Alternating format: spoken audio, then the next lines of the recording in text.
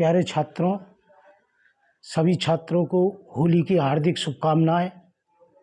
आज मैं आपको टीजीटी और पीजीटी कला के संबंध में एक ऐसी महत्वपूर्ण जानकारी देने जा रहा हूं, जो आप इस वीडियो को देखोगे तो आप ये मानोगे कि ये बहुत ही महत्वपूर्ण जानकारी आज हमें पहली बार मिली है।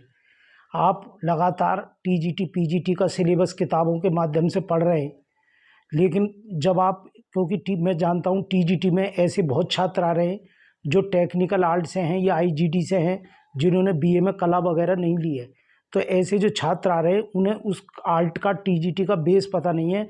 वो किताबों से लेकर के क्या कर रहे हैं, लगातार प्रश्नों को याद कर रहे हैं।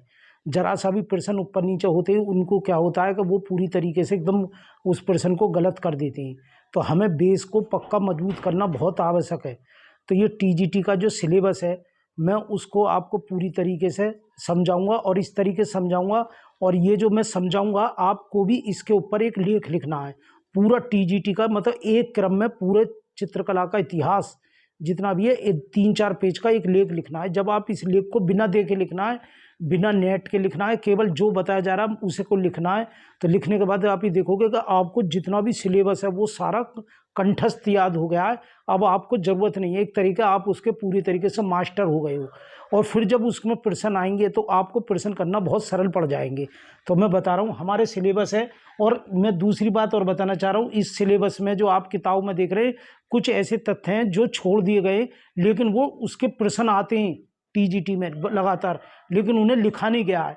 मैं पूरा कंप्लीट जहाँ तक जो आ सकता है संभावित सभी कुछ इस सिलेबस में मैंने शामिल कर लिया, और इसी की मैं लगातार जो आपको वीडियो पर ये पूरी क्लासें इसकी चलाऊंगा, और आप विधिवत रूप से इसे आराम से देखते रहें और लास्ट तक देखें, और आगे सब्सक्राइब कर दें, बेल आइकन वगैरह दबा दें यदि अपना लाभ चाह रहे हैं। हमारा तो जो लाभ हो ही रहा है, लेकिन आपको पूरी जानकारी इसकी मिलती रहे बराबर, और सिलेबस पर लगातार तैयार होता रहे। इसी महत्वपूर्ण उसमें मैं आगे बढ़ता हूँ। आप देखो टीजीटी का ये पाठ्यक्रम में सिलेबस है। पहला आ रहा है कॉलम मानव का उदय। तो सबसे पहले हम ये जानेंगे कि मानव की उत्पत्ति क्या हुई। इसके बारे में आपको क्लास में हम बताएंगे, आगे वाली क्लासों में मानव की उत्पत्ति हुई। आप जानते हैं कि मानव की उत्पत्ति पृथ्वी एक आग का गोला थी और धीरे धीरे वो ठंडी हुई। तो सबसे पहले जो जीव पैदा हुए वो जल में पैदा हुए, और इसी का तुमने देखा मत्स्य पुराण में लिखा गया, मत्स्य मतलब मछली, और ये जल से ही जीवों की उत्पत्ति हुई। बाद में वो इतने बड़े आकार ग्रहण करने लगे, भोजनों का अभाव होने लगा, वो पृथ्वी पर आकर चढ़ने लगे, 4 पैरों से विचरण करने लगे, और फिर वो इतना बड़ा आकार हो गया।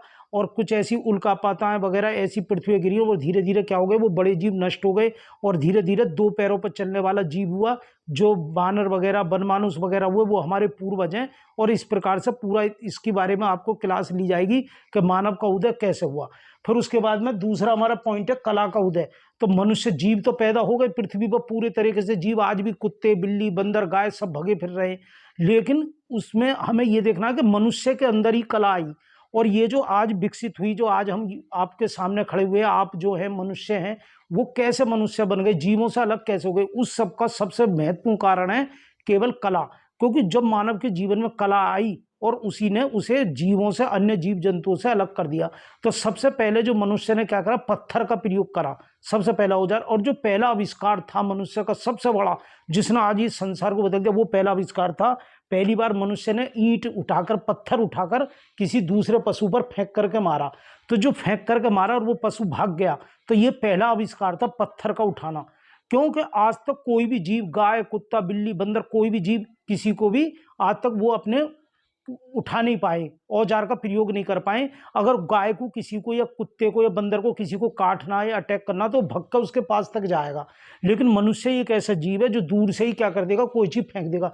तो पहला आविष्कार मनुष्य के जीवन में यहाँ आया। और जब उसने ये पत्थर फेंका तो धीरे धीरे उन्होंने उस पत्थर को तराशा और उस पर थोड़ा थोड़ा नमूनाकारी करनी शुरू कर दी। तो उसके बारे में अगली क्लासों में आपको बताया जाएगा। तीसरा हमने पॉइंट लिया कला क्या है। तो कला को जानना जरूरी है। जब आप टीजीटी पीजीटी की परीक्षा, नेट की परीक्षा देने जा रहे हैं, नेट की, तो आपको सबसे पहले ये जरूरी है कि कला है क्या, कला उसके महत्व को समझना बहुत जरूरी है कि कला कहते किसे हैं। तो कला जो है, कला का जो मूल सिद्धांत है, याद रखो, कला का जो मूल सिद्धांत है वो है दुर्लभता में। यदि एक औरत रोटी बना रही है वो कला है, लेकिन जब सारी औरतें रोटी बना रही है तो फिर वो कला नहीं है। कला वो है जो तुम पे तो आ रही है लेकिन दूसरे के पे नहीं आती, तो वो कला की श्रेणी में आ जाता है। अगर सभी लोग इस काम को कर रहे हैं अगर माना सभी लोग 2 का पहाड़ा लिख रहे हैं या सभी लोग ढोलक बजा रहे हैं तो वो कला नहीं रहेगी, लेकिन 1 पे आती है और 5 पे आती नहीं है, तब वो कला की श्रेणी में आ गया। अच्छा, कला को सोचने का नजरिया भारत का और यूरोप का अलग अलग है। भारत में जो कला मानी जाती है वो उससे मानी जाती है, एक तो सुंदर हो, हूबहू हो। अगर सेब की तस्वीर बनाई है तो सुबह बिल्कुल हूबहू सेब जैसा होना चाहिए।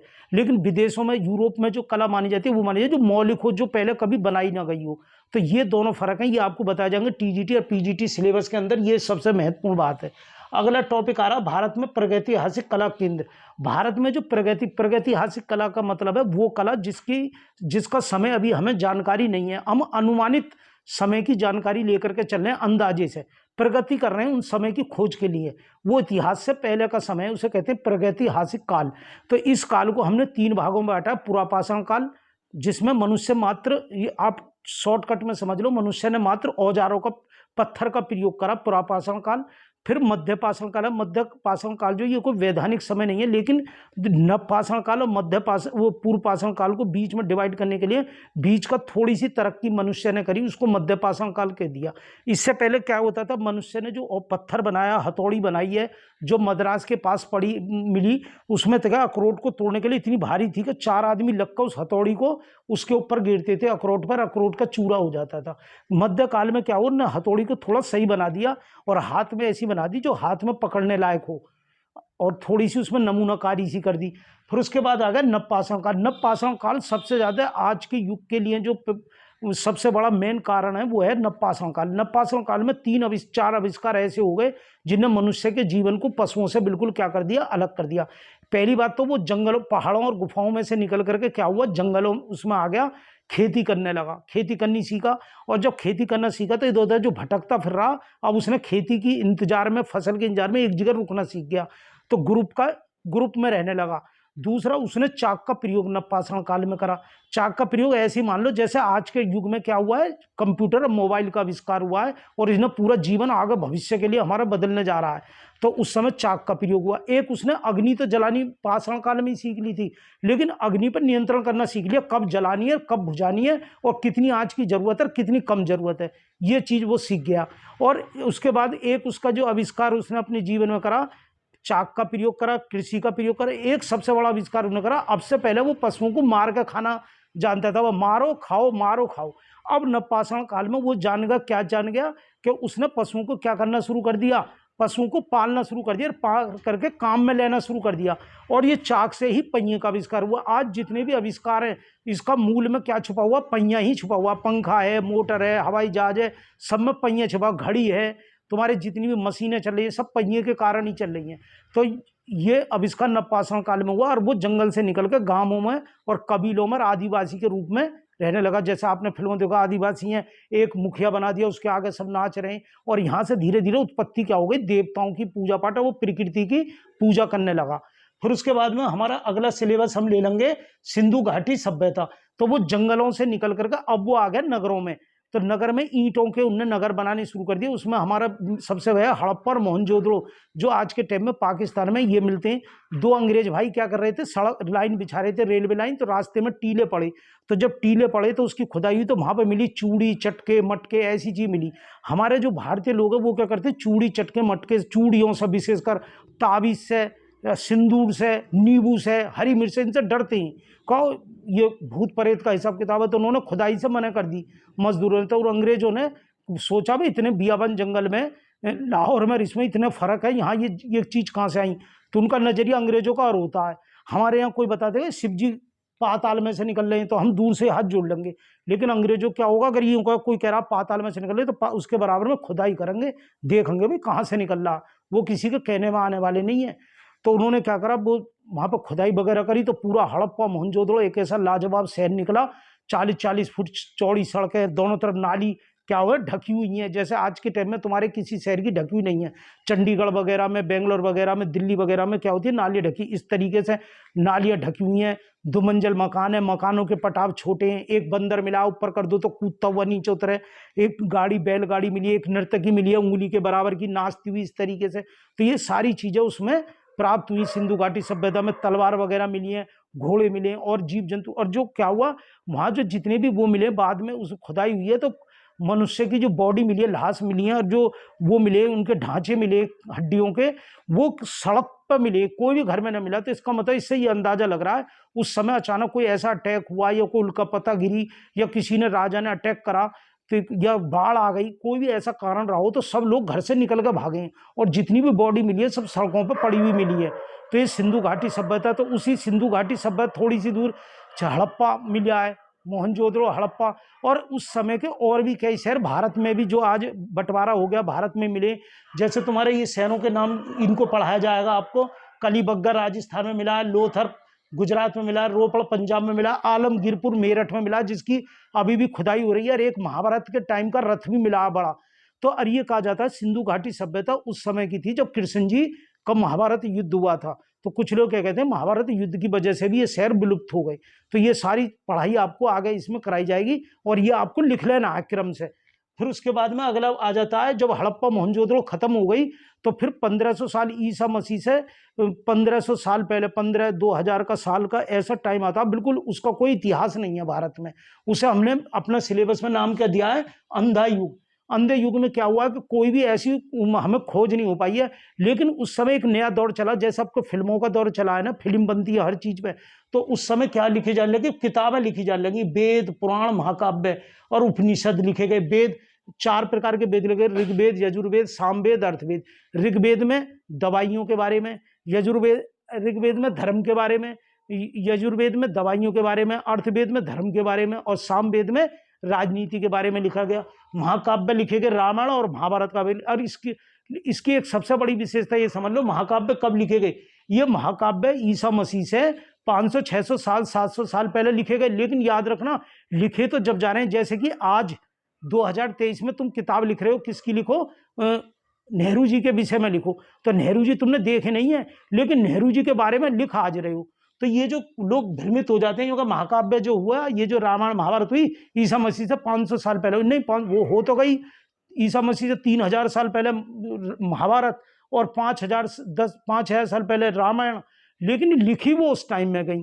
तो वहां तक जो अब तक जो भ्रमंती थी, कुछ ने पता कैसे पड़ी, किसी ने गा के किससे कहे, किसी ने अपने पोते को किस्सा, किसने उसने एक दूसरे को सुनाते रहे। लेकिन यहाँ के जैसे भी सुनाया उन्होंने, अतिशोक्ति करी, बढ़ा चढ़ा के सुनाया या कम करके सुनाया, लेकिन यहाँ आकर वो लिपिबद्ध हो गया। तो एक तरह का किताब मजबूत हो गई यहाँ करके। तो ये सारे वेदों के बारे में पढ़ा जाएगा, महाकाव्य, इनमें भी कला का उद्देश्य मिलता है। टीजीटी से संबंधित प्रश्न आते हैं वेदों पे, पुराणों में, महाकाव्य, रामायण महाभारत में भी, इसमें भी आते हैं। जैसे रामायण में आता है कि महाभारत में चित्रलेखा थी, वो पेंटिंग बनाती थी। उषा ने रात को सपना देखा, फिर उन्होंने अपनी आर्टिस्ट चित्रकार से कही भी मैंने रात में एक ऐसा सुंदर लड़का देखा, तो बोली, तो उसे जैसा वो बताती है कि चित्रलेखा वैसे ही बनाती रही, पोर्ट्रेट बना दिया। तो वो बाद में घुमाया गया, तो वो अनिरुद्ध के रूप में मिला। तो इस तरीके की सारी घटना इसमें काव्यों में, ये सारी बातें महाकाव्य में लिखी आएगी। और वो अनिरुद्ध जो था वो कृष्ण जी का पोता था। तो ये सारी बातें बताई जाएंगी।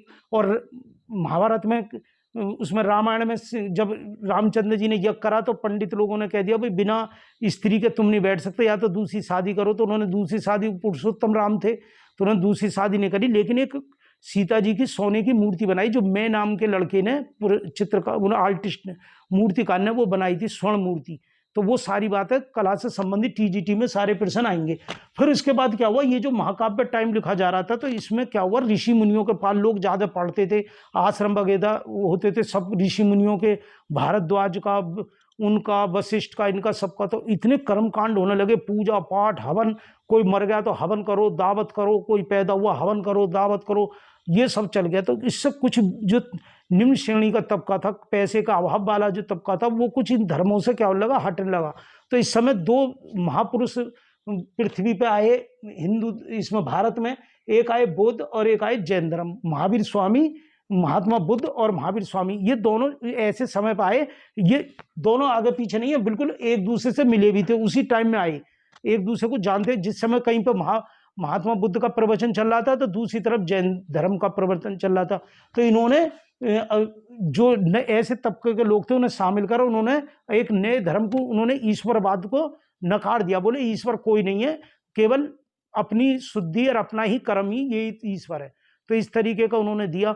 तो बाद में इनके बहुत राजा लोग अनुयायी बन गए, अशोक वगैरह, बिंदुसार वगैरह, ये सब लोग इनके अनुयायी बन गए बौद्ध धर्म के। और बाद में बौद्ध धर्म, अच्छा एक और बात बता दूं, बौद्ध धर्म में मूर्ति बनाना, महात्मा बुद्ध ने मूर्ति बनाना बिल्कुल वर्जित करा था। बोले कभी भी किसी भी व्यक्ति को अपनी मूर्ति या तस्वीर नहीं बनानी चाहिए, क्योंकि जितनी भी दुख का कारण है वो यही है।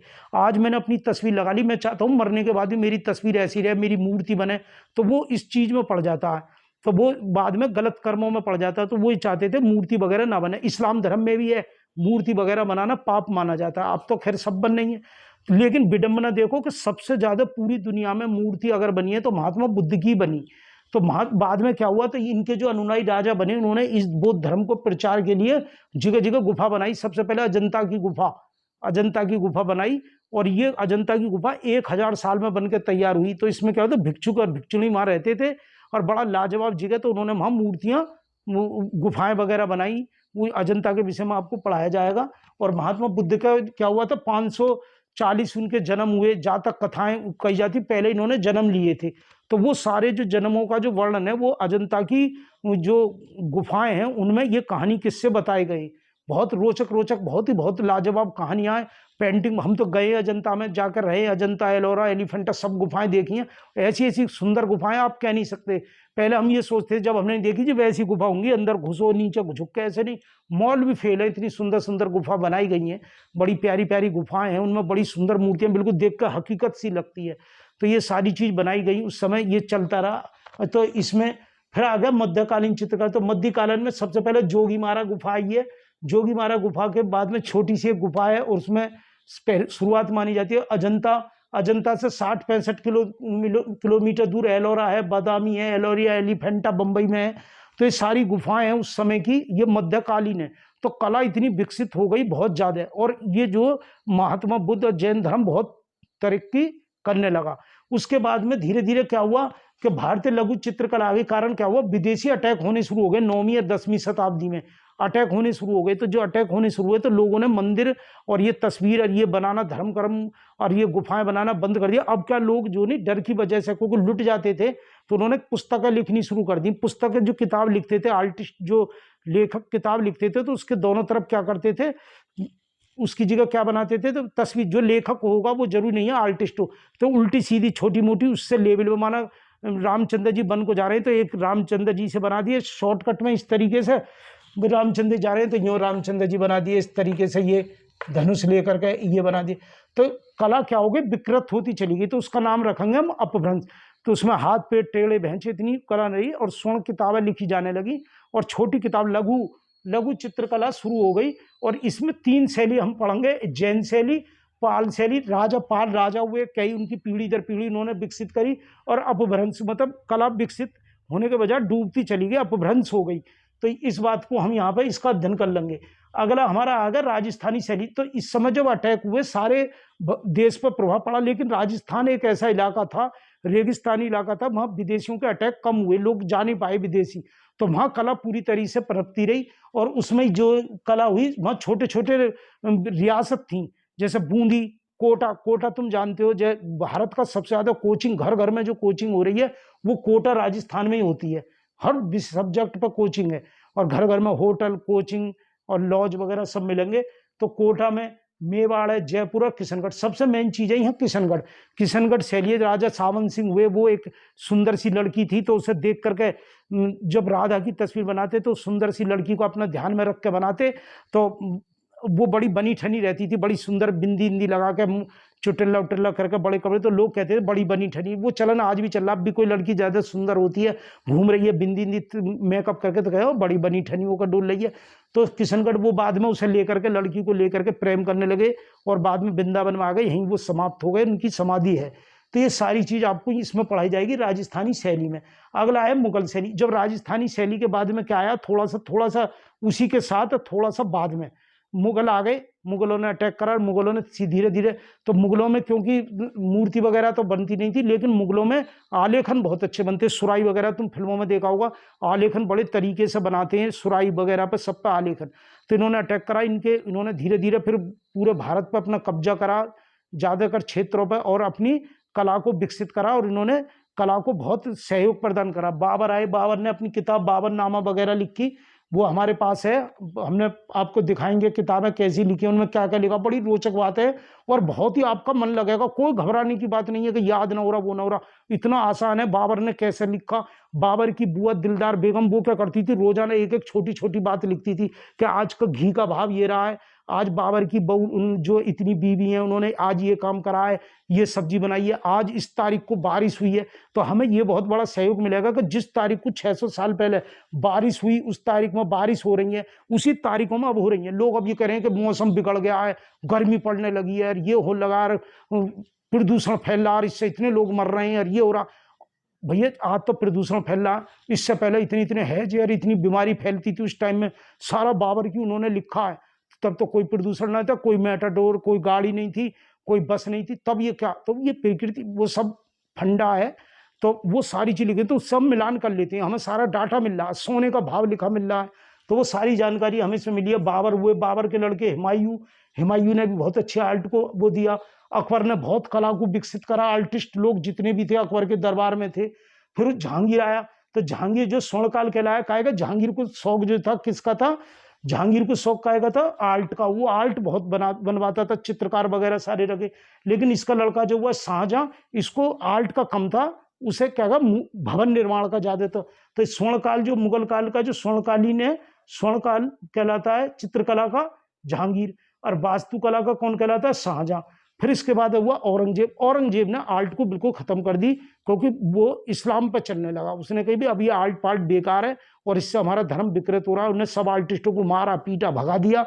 लाल किले के बाहर हाथियों के दो हाथी पत्थर के बने हुए थे वो तोड़वा दिए, जो मूर्ति वगैरह थी वो खत्म करवा दी। हालांकि औरंगजेब ने भी अपनी बीवी की याद में ताजमहल की 2 कॉपी मकबरा बनवाया था, जिसका नाम है बीबी का मकबरा। औरंगाबाद में अजंता एलोरा देखने जाओगे तो पास में पड़ता है, औरंगाबाद जिले में दौलताबाद का किला, पंचक्की, ये सारी चीज वहां पड़ती है। 2 कॉपी बिल्कुल ताजमहल की नकल का बनाया, मिनी ताजमहल जिसे कहते हैं। तो इसने सब खत्म कर दिया, सब जो चित्रकार लोग हैं भाग गए पहाड़ों की तरफ। लास्ट में इनकी वंशज हुए बहादुर शाह जफर, और बहादुर शाह जफर ने क्रांतिकारियों का साथ दिया, मंगल पांडे वगैरह का 1857 में, और अंग्रेजों ने इन्हें पकड़ करके पेंशन पर रखा और इन्हें रंगून में ले गए, वहीं खत्म हो गए। लेकिन ये बात याद रखना, बहादुर शाह जफर इनके वंशज आज भी हैं, सारे वंशज आज भी हैं, पूरा इतिहास है। एक इनके जो वंशज है, उन्होंने अभी रामनाथ कोविंद को अयोध्या में मंदिर बनना था तो सोने की ईंट दान करी है, और आज जो अंग्रेजों ने इनकी पेंशन चालू करी थी तो इनके वंशजों को आज भी मिल रही है। एक लेडीज है जो कलकत्ता में चाय की दुकान करती है, उनको 600 रुपये पेंशन अब भी मिल रही है, और दूसरे भी हैं। और एक जो है याकूब है, तो वो तो फेसबुक वगैरह पे सब पे है, आप उनसे नंबर भी ले लोगे, फ़ोन करोगे तो वो आपसे बात भी करेंगे। और वो आज भी राजसी ड्रेस पहनते हैं, बिल्कुल मुकुट वगैरह, और बैठते हैं, और दरबार उनकी बेटी और बेटा उनके दरबार में उपस्थित होते हैं। इस तरीके से सुबह के टाइम उनकी हाजिरी लगती है, तो वो पूरा उस परंपरा को बराबर आज भी चला रहे हैं। अच्छा, फिर उसके बाद में मुगल शैली ये सारे भाग गए, तो वो जो चित्रकार लोग भाग गए वो पहाड़ों में भाग गए। कहाँ भाग गए? पहाड़ों में, क्योंकि औरंगजेब ने सबको भगा दिया, तो अपनी रोजी रोटी कमाने पहाड़ में। तो वहाँ पे जो नहीं कांगड़ा शैली, बसौली शैली, कांगड़ा, बसौली, जम्मू, चंबा, कश्मीर, वहाँ की छोटी छोटी रियासत थी, वहाँ पर उन्होंने अपनी आर्ट बनानी शुरू करी और बड़ी प्यारी प्यारी आर्ट बनाई। और सबकी देख करके पता लग जाएगा किसकी, सबकी आर्ट में कुछ ना कुछ कमी वो है, मतलब अंतर है, तो उससे उनकी शैली का पता लग जाता है। कांगड़ा जो जिसे कहते हैं नगरकोट, जो यहाँ की कुल देवी मानी जाती है। जब तुम कांगड़ा देवी जाओगे, ज्वाला जिसे कहते हैं कांगड़ा नगरकोट में, तो वहाँ पत्थर लगे हुए मिलेंगे। इधर के सिकंदराबाद, बुलंदशहर, गाजियाबाद, मेरठ, सहारनपुर और इधर के इलाके के लोगों की कुल देवी थी। पहले देवी की उधर कई मूर्ति नहीं थी, केवल वहीं पूजा करने जाते थे जात। आज भी लोग जात के लिए वहीं जाते हैं कांगड़ा में। तो वो ये सारी चीज़ें वहाँ पर, ये जो इन्होंने ये जो हुए जहांगीर वगैरह हुए, इन्होंने मूर्ति जो मंदिर को नष्ट भ्रष्ट करा दिया, वो सारे इतिहास वहाँ आपको पढ़ने को मिलेगा। फिर उसके बाद पहाड़ में पहुंच गए, पहाड़ चलती रही।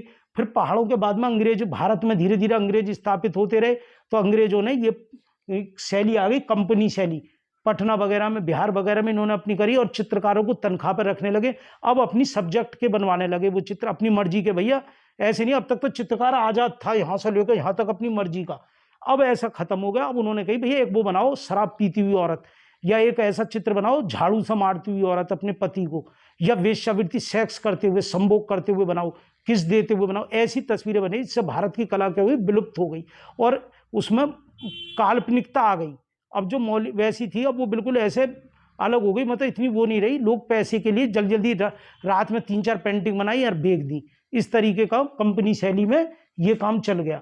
फिर उसके बाद में उसी समय पर बंगाल शैली कलकत्ता में, तो उन्होंने बंगाल शैली आई। बंगाल शैली क्या, रविन्द्रनाथ टैगोर जिन्होंने हमारे जनगण मंगल लगा नोबेल पुरस्कार मिला, वो उनका जो परिवार था एक तरीके से वो था सरस्वती। ये मानो उनके घर में एक सरस्वती विराजमान हो गई। हर घर का हर सदस्य किसी न किसी कला में निपुण था। जैसे उनके बेटे हुए अवनिंद्रनाथ टैगोर, उन्होंने इनके जो 5 स्कूल बनाए थे कंपनी शैली वालों ने, 4 स्कूल, एक कलकत्ता में, मद्रास में, लाहौर में और बम्बई में जे स्कूल ऑफ आर्ट मुंबई जो है, जिससे IGT बॉम्बे आपने किया है, वो इसी के समय का बना हुआ 1857 का। अंग्रेजों ने 4 बनाए और उसी में बंगाल शैली के जो इनके रविन्द्रनाथ टैगोर के जो भतीजे थे वो उसी में पढ़े। अवनींद्रनाथ टैगोर, उन्हें मॉडर्न आर्ट का, भारत की मॉडर्न आर्ट का पितामह कहा जाता है। इससे पहले जो बनती थी आर्ट किसी विशेष प्रयोजन के लिए बनती थी, राजे महाराजों के लिए, लेकिन उन्होंने जो आर्ट बनानी शुरू करी और कंपनी शैली को नकारा, उन्होंने अजंता एलोरा की नकल लेनी शुरू करी और यही चित्र सब्जेक्ट लिए महाभारत, रामायण और इस देवी दुर्गा ऐसे सब्जेक्टों पर चित्र बनाने शुरू करे। फिर बाद में वो जिस स्कूल में वो पढ़े उसी में टीचर बने, उसी में प्रिंसिपल बने। इनके जो शिष्य थे वो बाद में और स्कूलों में जाकर प्रिंसिपल बने, उन्होंने नई कला को विकसित करा। बहुत सारे उन सारे शिष्यों के बारे में हम आपको पढ़ाएंगे अगले सिलेबस में। फिर उसके बाद आधुनिक चित्रकारों के बाद में मैकूल, फिदा हुसैन वगैरह, राजा रवि वर्मा वगैरह जो आर्ट है, राजा रवि वर्मा, आज जितने भी आप कैलेंडर वगैरह देख रहे हो उन सब का श्रेय, जो भगवानों की तस्वीर देख रहे हो और सब भगवान सोने चांदी से लदे हुए, उसका श्रेय जो जाता है राजा रवि वर्मा को जाता है। राजा रवि वर्मा ने सारी पेंटिंगों में इतना सोना, शिव जी को और गणेश जी, लक्ष्मी, दुर्गा जी को इतने इतने सोने के आभूषण पहनाए और ऐसी वास्तविक आर्ट करी। हालांकि उनकी आर्ट को ये कहा जाता है कि उनमें वो नहीं है, मौलिकता नहीं है, एक नकल है एक दूसरे की, लेकिन उन्होंने बनाई। और आपको एक चीज मैं बता दूं, उन्होंने कैलेंडर छापने की पहली प्रेस बंबई में उन्होंने ही लगाई। और ऑयल कलर, जिससे आप किवाड़ वगैरह पे पेंट करते हैं, जिसमें तेल मिलाया जाता है उसे ऑयल कलर कहते हैं, और जिसमें पानी मिलाया जाता है उसे वाटर कलर कहते हैं, उसकी भी शुरुआत उन्होंने क्यों माना जाता है। जापान से उनको रंग की डिब्बी पहली बार आई और उन्होंने ऑयल कलर के प्रथम भारतीय चित्रकार राजा रवि वर्मा को ही माना जाता है। तो ये सारे जो है, फिर इनमें बहुत सारे आधुनिक चित्रकार हुए। या वो हुई तुम्हारे अमृता शेरगिल की क्या खासियत है कि अब तक जो आर्ट बनती थी किसी विशेष प्रयोजन के लिए, तो उन्होंने ऐसी बनानी करी, छोटे छोटे सब्जेक्ट लिए, केले बेचने वाली, नववधू, इस तरीके के उन्होंने आर्ट ऐसी बनाई। पहले हम मानते थे आर्ट उसे मानते थे जो ऐसी हार्ड बनावे, इतनी सख्त बनावे कि आदमी कोई भी बना ना सके, उसकी नकल ना कर सके, इतनी बारीक काम। लेकिन उन्होंने ऐसी बनाई बिल्कुल साधारण, एक यूं करके गोला बनाया, नीचे हाथ सा बना दिया, तो देख कर आंखों को बड़ा आराम मिलता है और हर कोई सोचता है ऐसी तो मैं भी बना लूंगा। बिल्कुल सादा यूं करके चुटिया सी बना दी, एक बिल्कुल यूं ही सादा कलर, पैर हाथ बना दिए, तो ये बनाई। तो ये जो अमृता शेरगिल थी, इनकी विवादित भी बहुत हुई। नेहरू जी के साथ सिगरेट पीते हुए इनकी फोटो है, और फिर उन्होंने क्या करा, बिल्कुल नंगी होकर न्यूड बिल्कुल बैठ गई और सामने कई चित्रकार बैठ कर इनकी न्यूड पेंटिंग बनाते थे। तो इससे बहुत चर्चा में आई और जल्दी 28 साल की उम्र में ही ये बच्चा पैदा करते समय ये गुजर गई। इनकी माँ जो थी वो हैंगरी थी और ये खुद क्या कहते, इनके पिताजी पंजाब के रहने वाले थे, गोरखपुर वगैरह में, उत्तर प्रदेश में इन्होंने अपनी प्रदर्शनी वगैरह खोली। तो ये सारी बड़ी रोचक इनके जो किस्से रहे बहुत रोचक रहे। मकबूल फिदा हुसैन का बहुत रोचक किस्सा है, वो घोड़े की तस्वीर बनाते थे, हर चीज घोड़ा। एक लड़की रात में आई, अपनी विज्ञान की प्रैक्टिकल की फाइल देखी, भाई इसे मेरी बना दो, मैं कल ले जाऊंगी। वो बैठे रहे रात भर, उसे बना दिया। सुबह को आई, वो एकदम उठा के ले गई, मकबूल फिदा हुसैन ने बनाई है। जब स्कूल में विज्ञान की प्रैक्टिकल की फाइल खोली तो उसमें पूरी में घोड़े घोड़े घोड़े घोड़े बने पड़े, क्योंकि ना घोड़े की पीछे की पीठ जो लगती थी वो ऐसे लगती थी जैसे औरत का पीछे का हिस्सा हो, नितंब, इस टाइप के। तो वो जब भी बैठे बैठे 24 घंटे उसी घोड़े को बनाते रहते थे। उनकी 7 घोड़ों वाली पेंटिंग बहुत प्रसिद्ध हुई है। लास्ट में उन्होंने क्या करा, दुर्गा जी की नंगी तस्वीर बना दी, जिसे लोगों ने हिंदू धर्म में इन्हें बहुत विरोध करा और गलत भी आ, फिर उन्हें भागना पड़ा यहाँ से फिना देश में, वहाँ उनकी मृत्यु हुई। तो ये रोचक कहानी है, मैं बड़े तरीके से आपको बताऊंगा। और बिल्कुल फिर इनमें बीच बीच में जो इंपॉर्टेंट चीज है जो आपको याद करने की जरूरत है वो कर दूंगा, क्योंकि मुझे पता है आप जो टीजीटी की किताब तैयार कर रहे हो, यूट्यूब पर ऐसे देख रहे हो, उसमें क्या पूरी किताब पढ़ने के बाद में टीजीटी में एक प्रश्न आ रहा है। तो हमारा उद्देश्य सारे प्रश्न को सरल तरीके से करना। फिर हम पढ़ाएंगे कला के अन्य स्रोत, कला में उस स्रोतों में क्या आएगा, उस कला के अन्य स्रोत में आ जाएगा। पेंसिल आएगी, रबड़ आएगी, चांदा आएगा, कलर आएंगे, कागज आएंगे, ये सारी चीज पढ़ाई जाएगी। फिर उसके बाद यूरोप के चित्रकार जरूर लेंगे, क्योंकि टीजीटी में थोड़ा सा यूरोप के चित्रकारों के विषय में भी आ जाता है, हालांकि पीजीटी का सब्जेक्ट है और सौंदर्य शास्त्र के विषय में पढ़ाया जाएगा। तो ये सारी चीजें आएगी, आप इससे जुड़े रहें और सब्सक्राइब कर दें और बेल आइकन दबा दें, और इसको वीडियो को बराबर आगे जो कैसेट में लगाकर डालूंगा उन्हें देखते रहें। धन्यवाद। होली की हार्दिक शुभकामनाएं।